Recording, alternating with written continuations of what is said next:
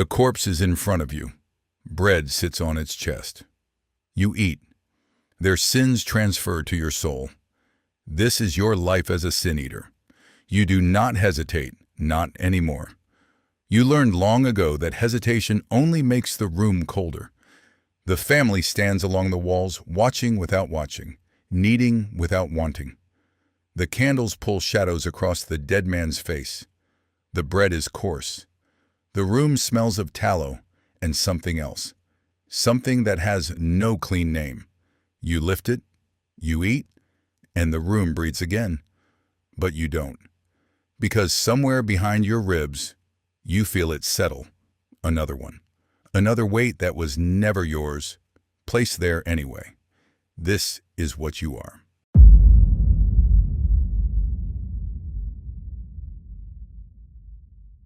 You did not choose this. No one ever says that out loud, but it is the truest sentence you know. You did not stand at a crossroads and weigh your options. There were no options.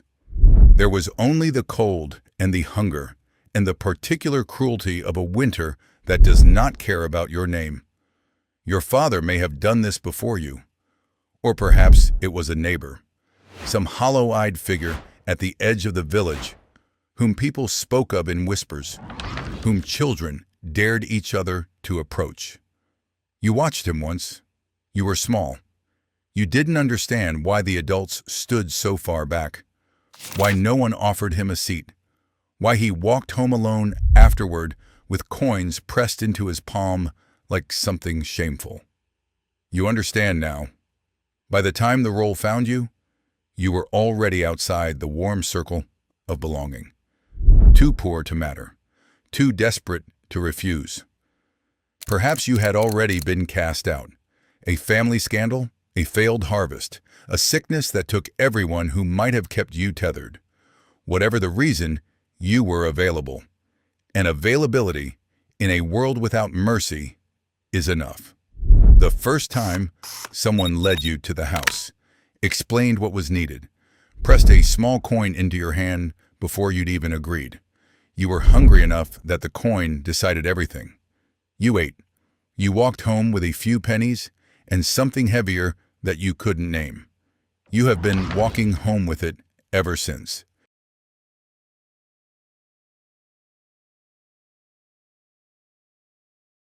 Here is what they believe, what you believe, because you were born into this same faith, this same fear.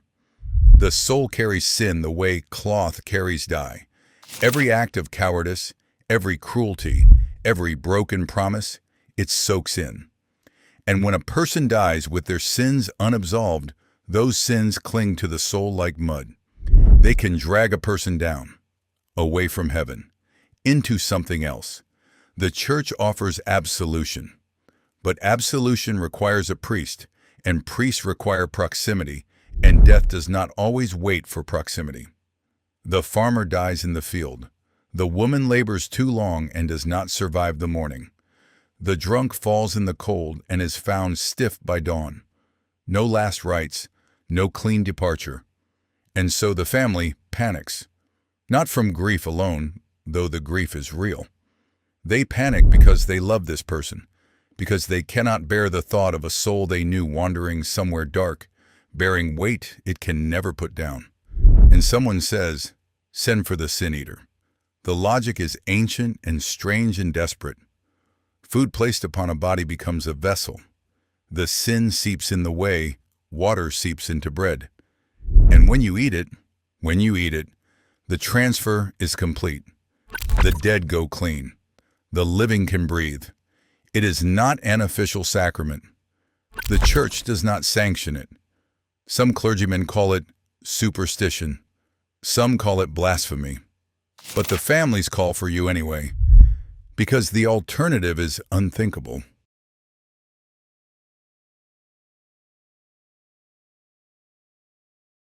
They prepare the body before they send for you. That is their part. Yours comes at the end. The dead are washed and dressed. Pennies placed on closed eyes to hold them shut. A shroud smoothed flat. Then the bread is set, sometimes with salt, sometimes with ale in a shallow bowl, placed directly on the chest, above the heart, waiting for you. When you arrive, the room is already full. Brothers, a widow pressed against the wall. Children pulled close. They look at you the way people look at a physician walking toward a body. Necessary, unwelcome, already guilty of what he's about to do. You do not make conversation. You never do. You remove your hat. You approach. The smell hits you first. Not rot, usually. Most families call quickly. But there is something under the tallow and the dried herbs. A sweetness that does not belong. You breathe through your mouth. You have learned to breathe through your mouth. The bread is heavy in your hands, denser than it should be, or perhaps that is only the weight of what it means settling into your palms. The room does not move. You eat slowly. Too fast feels like disrespect. Too slow, and you feel every second of the silence pressing in around you. When it is done, you stand. You say a few quiet phrases, half prayer, half habit. You do not know if they mean anything. The family looks at the floor. You pull the door shut behind you and walk back into the gray.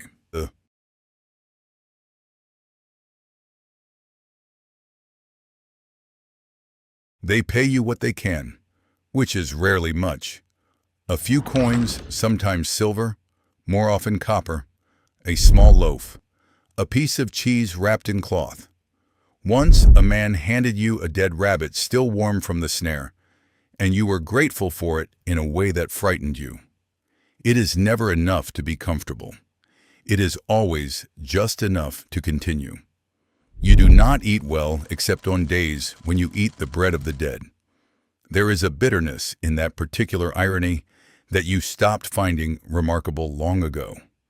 You are necessary, vitally, desperately necessary. Families send for you across miles in foul weather.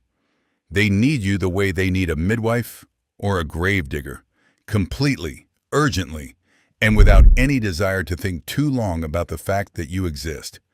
Once it is done, the need evaporates, and you are left with the cold and the coins.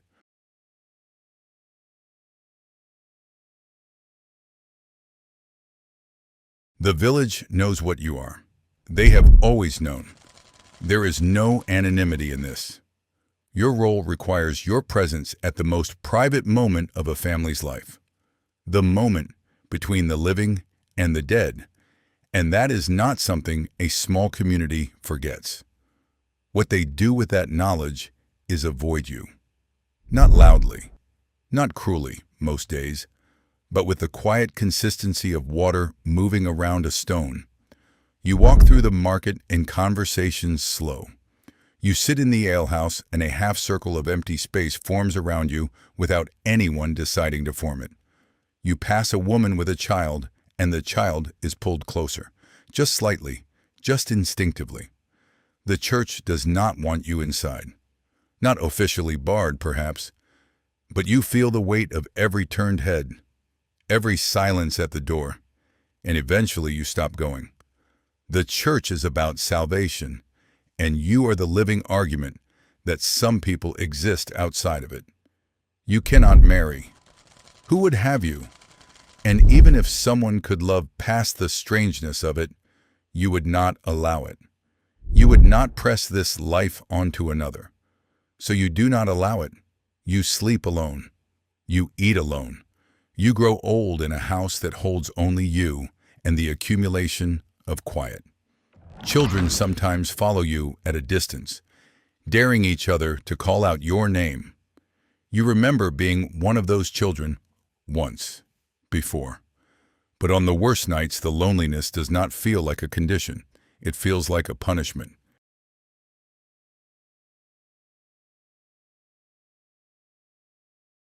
Here is the question you cannot stop asking yourself. If this works, if the sins of the dead truly transfer through the bread, through the eating, then where do they go? Into you. All of them. Every lie a farmer told his wife. Every act of violence a man carried to his grave. every cruelty that no priest ever heard. They are inside you now, accumulated over years, layered like sediment, like rings in a tree. You are older than you look and heavier than your body suggests. You believe this. That is the horror at the center of your life. You are not a skeptic performing a ritual for pay. You were born into the same faith as the families who call for you. You read the same fear of hellfire. You feel the same cold certainty about eternity, and everything you understand about God and sin and judgment tells you that what you carry is real. So what happens when you die? There is no one to eat your sins. That is not how this works. The sin eater has no sin eater. The person who carries everyone else's darkness dies with it, all of it still attached. Some nights you tell yourself it doesn't work, that it is superstition, that the bread is just bread and the dead are simply gone. But you ate the bread. You felt the weight, and you do not entirely believe your own reassurances. So you wake before dawn sometimes and lie still in the dark, counting sins that were never yours, wondering what waits on the other side of your particular life.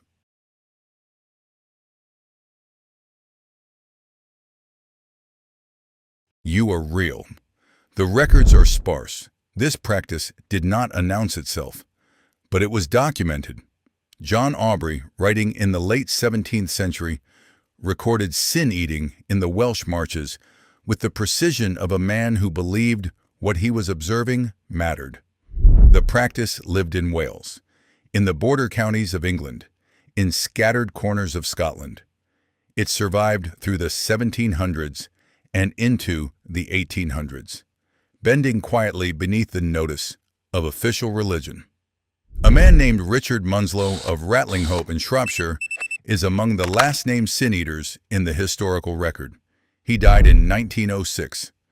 His grave still stands. The accounts vary in detail. Some describe bread only, some mention ale or salt. The payment ranged from a groat to sixpence, almost nothing. The families were poor. The sin-eaters were poorer. What stays consistent across every account is the social position. Always outside, always apart, always necessary, and always alone.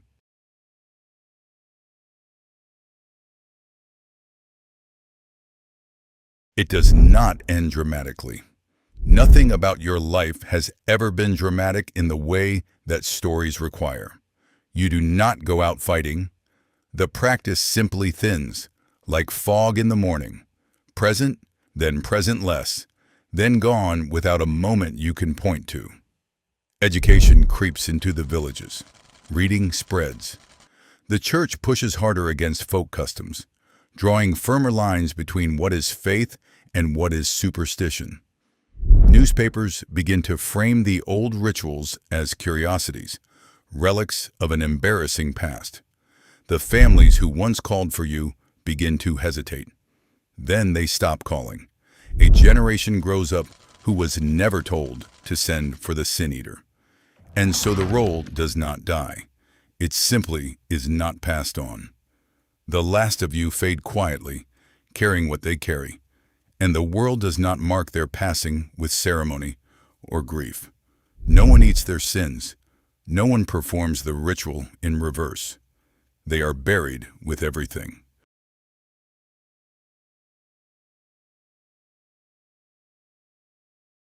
The practice ended. The need did not. Look closely at the world you live in, and you will find them, the people appointed, without ceremony, to carry what others cannot bear. The employee blamed for a company's failure they had no power to prevent. The family member who became, by some silent vote, the one who holds every grievance and absorbs every crisis. The person told, in 100 small ways, that their value is in their usefulness and their usefulness is in their suffering. Society has always needed someone to eat the bread. It just stopped placing it on a chest. Sin eating tells you something true about human nature. Not that people are cruel, exactly, but that people need their consciences cleaned. They need to believe the weight can be moved, that there is someone, somewhere, built to carry what they cannot. And so they find them. They always find them. Subscribe if you want to keep going. Leave a comment below. I read every one of them, and tell me, who are the sin eaters in your world today? The next video is already waiting for you.